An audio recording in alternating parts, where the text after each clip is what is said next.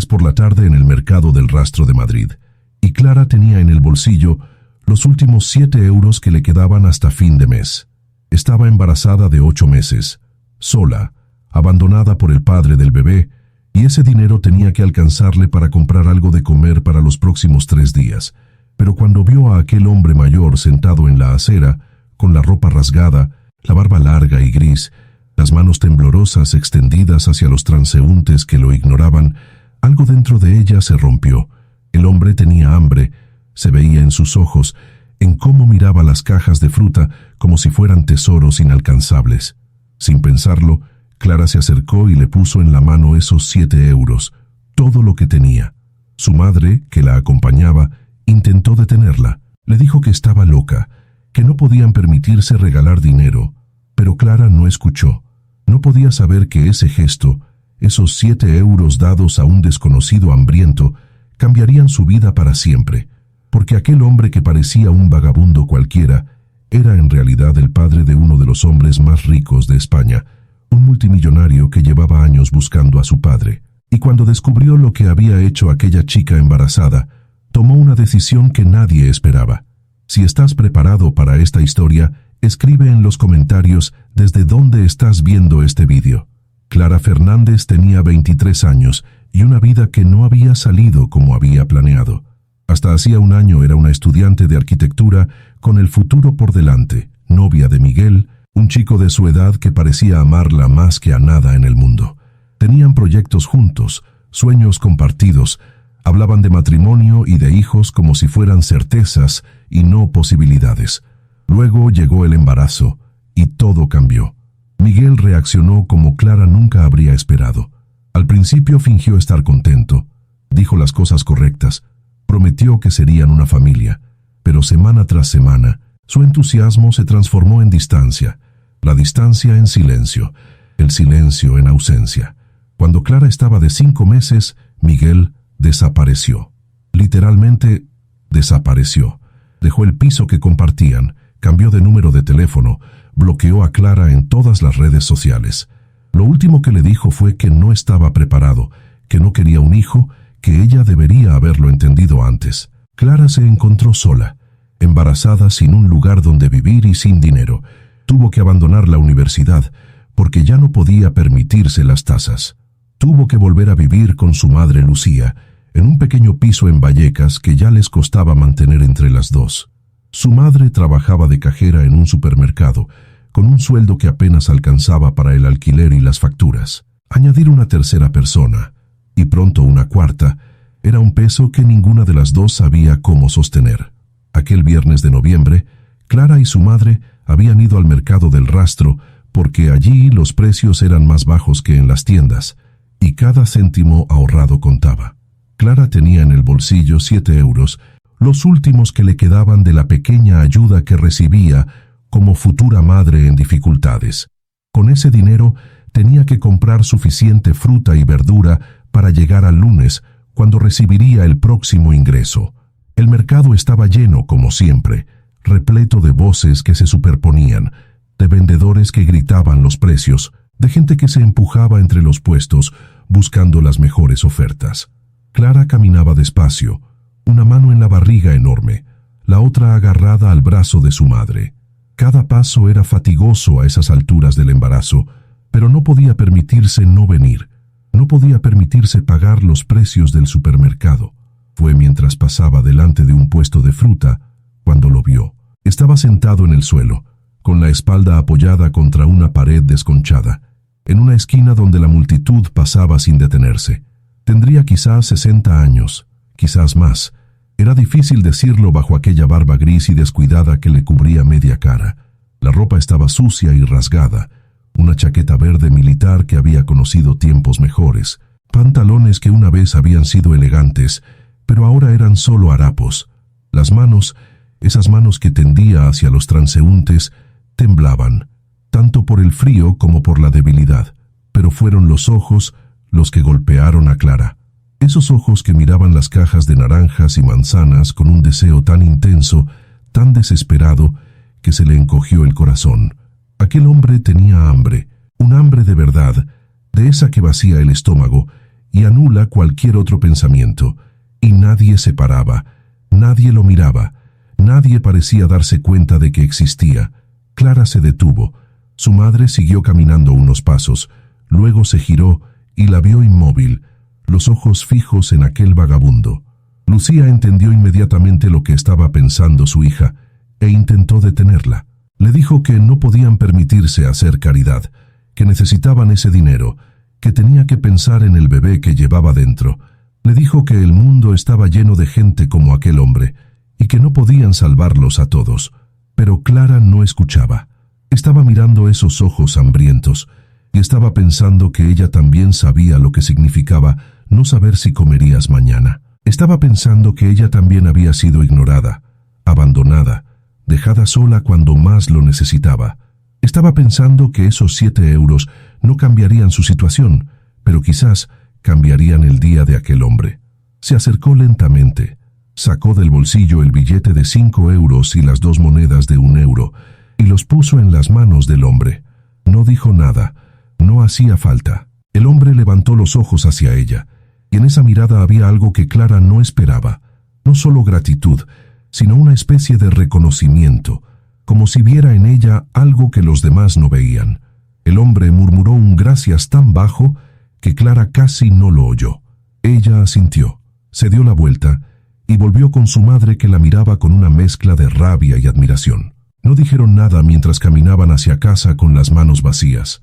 No había nada que decir. Juan García Martínez había sido en otro tiempo un hombre respetado, ingeniero, empresario, había construido de la nada una pequeña empresa de componentes electrónicos que en los años 80 había crecido hasta convertirse en una de las más importantes de Castilla. Tenía una esposa a la que amaba, un hijo al que adoraba, un chalet en las afueras de Madrid, todo lo que se podía desear. Luego, en 1995, todo se derrumbó. Un socio en quien confiaba ciegamente lo traicionó, falsificó documentos, movió fondos, orquestó un golpe que en pocos meses llevó a la empresa a la quiebra. Juan se quedó sin nada. Los acreedores se llevaron el chalet, los coches, todo lo que poseía. Su esposa, que nunca lo había amado a él sino solo a su éxito, lo dejó llevándose a su hijo de 15 años. Desde entonces, Juan había caído en un abismo del que nunca había conseguido salir. Había buscado trabajo, pero nadie contrataba a un hombre de 50 años con una quiebra a sus espaldas. Había intentado reconstruir, pero cada intento se había estrellado contra muros que parecían infranqueables. Lentamente, año tras año, había perdido todo: la dignidad, la esperanza, las ganas de vivir. 28 años después, Juan García Martínez era un fantasma que vagaba por las calles de Madrid, durmiendo bajo los puentes en verano y en los albergues públicos en invierno, cuando había sitio. Ya no tenía documentos, ya no tenía identidad, ya no tenía nada que lo conectara con la persona que había sido una vez. Era solo un viejo sucio que pedía limosna, uno de tantos invisibles que la ciudad prefería no ver. El pensamiento que más lo atormentaba, el que le impedía dormir incluso en las noches más frías, era su hijo, Alejandro. La última vez que lo había visto, era un chaval de 15 años que lloraba mientras su madre lo arrastraba lejos, prometiéndole que sería mejor así, que su padre era un perdedor, que los había arruinado. Juan había intentado buscarlo a lo largo de los años, pero no tenía medios, no tenía recursos, ni siquiera sabía por dónde empezar. Su hijo había desaparecido junto con todo lo demás, tragado por una vida de la que Juan ya no formaba parte. Lo que Juan no sabía, lo que nunca habría podido imaginar, era que su hijo Alejandro no lo había olvidado, y que aquel chaval en lágrimas se había convertido en uno de los hombres más ricos de España. Alejandro García solo tenía el apellido en común con el hombre en que su padre se había convertido. Después de que su madre se lo llevara, había crecido con el padrastro, un hombre frío pero rico, que lo había mandado a los mejores colegios y le había enseñado el valor del dinero. Alejandro había estudiado, se había licenciado, había empezado a trabajar en finanzas. A los 30 había fundado su primera empresa tecnológica. A los 40 era multimillonario. Pero a pesar del éxito, a pesar del dinero, a pesar de todo lo que había construido, Alejandro nunca había conseguido olvidar a su padre, no al hombre que su madre le había descrito, ese perdedor cobarde que los había abandonado, sino al hombre que recordaba de su infancia, el que le leía cuentos por la noche, el que lo llevaba a pescar los domingos, el que lo abrazaba cuando tenía miedo de las tormentas. Desde hacía años Alejandro buscaba a su padre. Había contratado detectives privados, había gastado fortunas, había seguido pistas que se habían revelado callejones sin salida. Pero Juan García Martínez parecía haberse desvanecido en el aire, como si nunca hubiera existido. Alejandro no sabía que su padre vivía a pocos kilómetros de su sede central, escondido entre los miles de vagabundos que poblaban las calles de Madrid.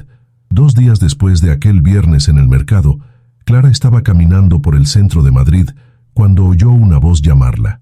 Se giró y vio al hombre a quien había dado sus últimos euros, el de la barba gris y los ojos hambrientos. Pero algo era diferente en él. Estaba más limpio, la barba había sido recortada y llevaba ropa que, aunque no era nueva, al menos estaba entera. El hombre se acercó con paso inseguro, como si tuviera miedo de que ella saliera corriendo. Le dijo que quería agradecerle de nuevo, que esos 7 euros le habían permitido comer por primera vez en 3 días. Le dijo que era la primera persona en meses que lo había mirado a los ojos, que lo había tratado como un ser humano y no como un desecho que evitar. Clara no sabía qué responder. Le parecía absurdo recibir tanta gratitud por un gesto que a ella le había parecido simplemente justo, pero el hombre siguió hablando, y mientras hablaba, algo cambió en su voz. Ya no era solo gratitud, era algo más profundo, una confesión que parecía haber esperado años para salir. El hombre le contó su historia. Le dijo que una vez había sido alguien, que había tenido una empresa y una familia. Le habló de la traición, de la quiebra, de la esposa que lo dejó llevándose a su hijo. Le dijo que su mayor remordimiento en la vida era no haber podido ver crecer a su hijo, no saber en qué hombre se había convertido. Clara escuchaba, una mano en la barriga, sintiendo al bebé dar patadas como si él también estuviera escuchando aquella historia de pérdida y arrepentimiento. Pensó en Miguel, en el padre de su hijo que había huido, y se preguntó si un día él también sentiría el mismo arrepentimiento, la misma desesperación de no saber qué había sido del hijo que había abandonado. Le preguntó al hombre cómo se llamaba su hijo. El hombre dudó, como si pronunciar ese nombre fuera doloroso. Luego dijo, Alejandro, Alejandro García. Clara sintió que la sangre se le helaba en las venas. Alejandro García. Conocía ese nombre. Todo Madrid conocía ese nombre. Era el multimillonario, el fundador de Tecvisión, el hombre cuyo rostro aparecía en los periódicos económicos. ¿Te está gustando esta historia? Deja un like y suscríbete al canal. Ahora, continuamos con el vídeo.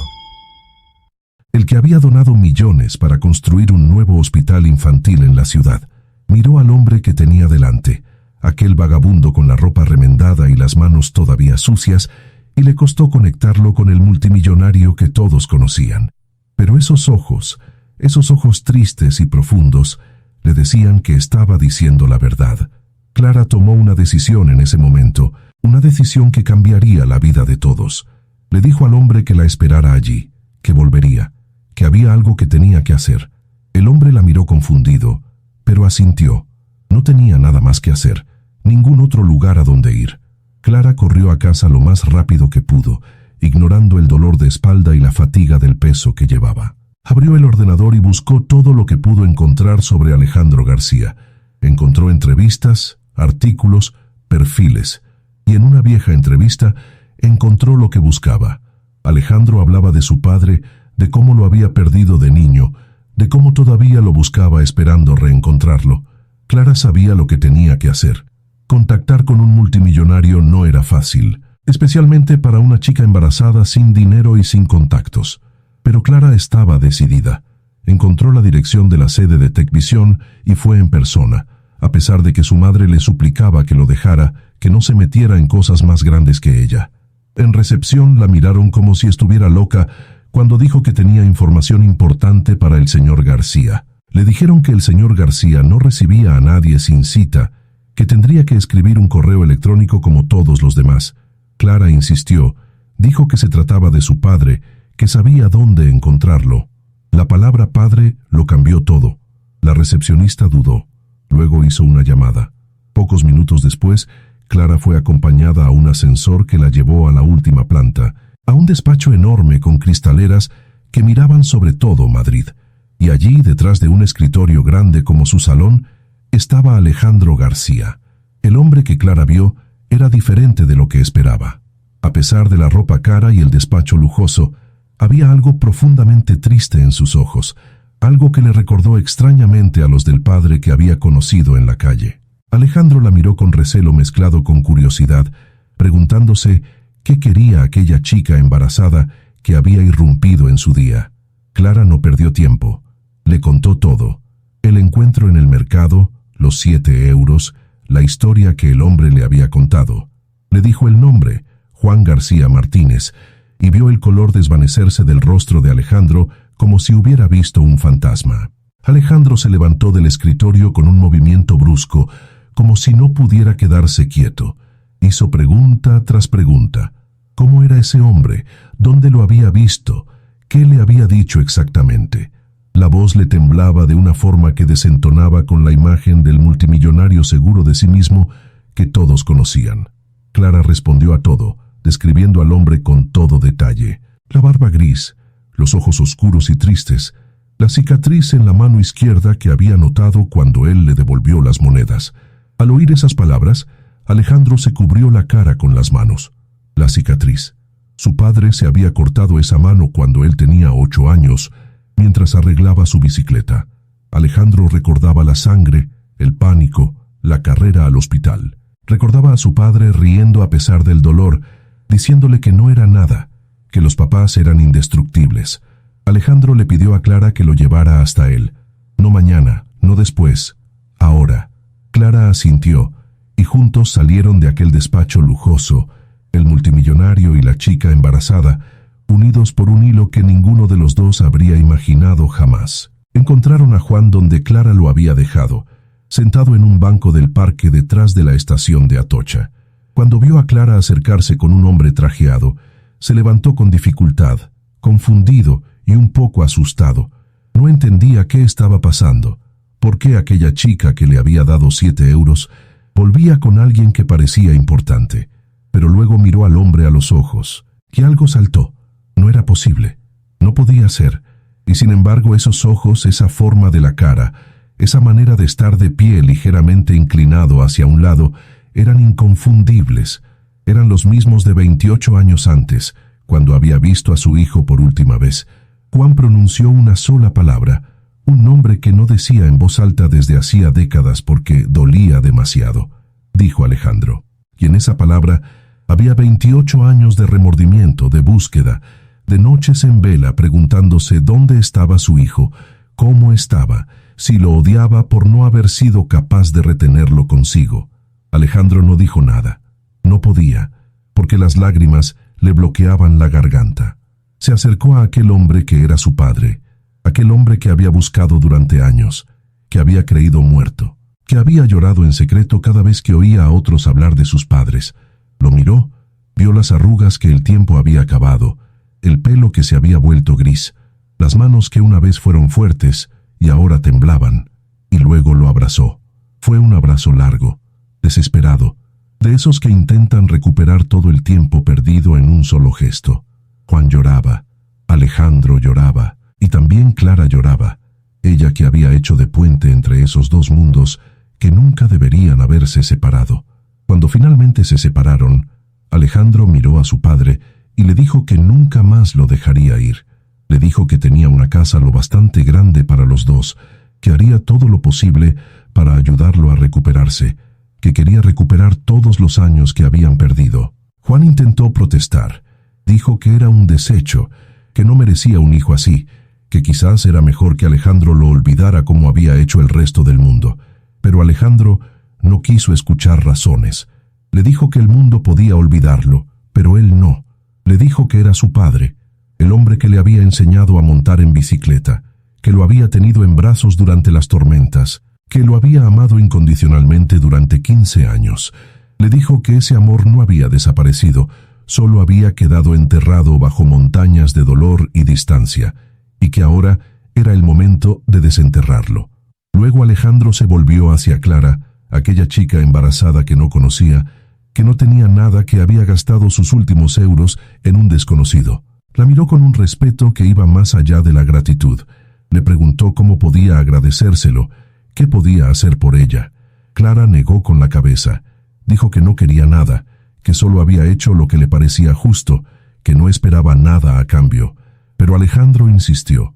Le dijo que la bondad como la suya era rara, que en un mundo donde todos piensan solo en sí mismos, ella había dado todo lo que tenía por un desconocido. Le dijo que no podía dejar que un gesto así quedara sin consecuencias. 3 meses después, la vida de todos había cambiado de maneras que nadie habría podido prever. Juan García Martínez vivía en el chalet de su hijo en La Moraleja, ironía del destino, no lejos de donde había vivido 30 años antes. Tenía una habitación para él solo, ropa nueva, comida caliente 3 veces al día. Pero sobre todo tenía a su hijo. Lo veía cada mañana en el desayuno y cada noche en la cena. Hablaba con él durante horas, recuperando todas las conversaciones que no habían podido tener. Los primeros tiempos habían sido difíciles. Había habido tensiones, viejas heridas que curar, malentendidos que aclarar. Pero día a día, padre e hijo estaban reconstruyendo una relación que parecía perdida para siempre. Clara Fernández había dado a luz a una niña sana y preciosa, a la que había llamado Aurora porque nació al amanecer de un día de febrero.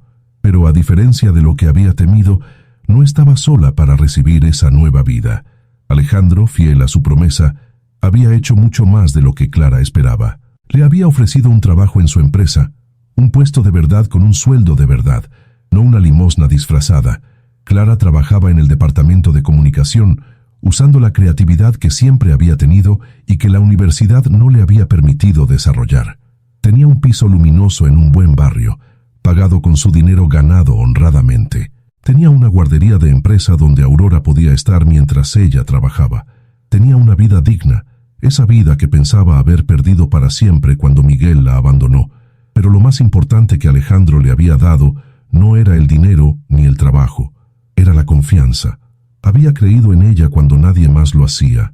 Había visto su valor cuando ella misma lo había olvidado. Y esa confianza le había dado la fuerza para volver a empezar, para creer que el futuro podía ser luminoso a pesar de todo.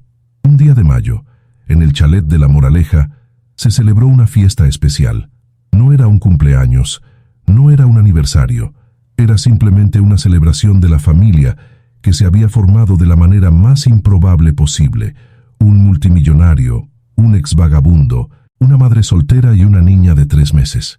Juan tenía en brazos a Aurora, mirándola con esos ojos que una vez habían sido tan tristes y ahora brillaban con una alegría que parecía imposible. Había encontrado en esa niña a la nieta que nunca había tenido. Un nuevo comienzo, cuando pensaba que su vida ya había terminado. Lucía, la madre de Clara, charlaba con Alejandro como si lo conociera de toda la vida, contándole historias embarazosas de la infancia de su hija que hacían reír a todos. Y Clara miraba esa escena, esa familia improbable reunida alrededor de una mesa, y pensaba en aquel día en el mercado. Pensaba en esos 7 euros que le habían parecido tan insignificantes y que sin embargo habían puesto en marcha una cadena de eventos que lo había cambiado todo. Pensaba en lo imprevisible que podía ser la vida, en cómo los gestos más pequeños podían tener las consecuencias más grandes. Alejandro se acercó a ella con una copa de vino y le dijo que nunca dejaría de agradecérselo. Le dijo que ella no solo le había devuelto a su padre, le había devuelto la fe en la humanidad. Le dijo que en un mundo donde todos corren sin mirar a quien se queda atrás, ella se había parado, había visto, había actuado. Y eso la hacía especial de una manera que ningún patrimonio podía comprar. Clara sonrió, aquella misma noche de mayo, con su hija dormida en la cuna a su lado, con una familia ampliada que nunca habría imaginado, con un futuro que por fin parecía luminoso. Pensó que quizás el karma existía de verdad, que quizás la bondad siempre volvía multiplicada, que quizás esos 7 euros habían sido la mejor inversión de su vida. Y pensó que si algún día Aurora le preguntara qué le había enseñado la vida, le contaría esta historia. La historia de cómo la generosidad de una persona pobre valía más que toda la riqueza del mundo. La historia de cómo un simple gesto podía reunir a una familia rota. La historia de cómo, a veces, los ángeles se presentan en forma de vagabundos hambrientos y los milagros en forma de 7 euros. Esta historia nos recuerda que nunca sabemos quién tenemos delante. El hombre que pide limosna podría haber sido un empresario, un padre, alguien que amaba y era amado. La chica embarazada que camina por la calle podría tener una fuerza y una generosidad que nosotros, con todas nuestras comodidades, nunca tendremos. Nos recuerda que la bondad no cuesta nada pero vale todo, que los gestos que hacemos cuando nadie nos mira son los que definen quiénes somos realmente. Y nos recuerda sobre todo que la vida tiene una manera misteriosa de devolver a quien da sin esperar nada a cambio, que lo que sembramos siempre vuelve a nosotros, multiplicado de maneras que no podemos prever. Si esta historia te ha tocado el corazón, si te ha hecho pensar en las veces que has pasado al lado de alguien sin pararte, si te ha dado ganas de ser un poco más como Clara, entonces deja que lo sepa también quien vendrá después de ti. Un pequeño gesto puede marcar la diferencia, en la historia y en la vida real. Gracias por quedarte conmigo hasta el final.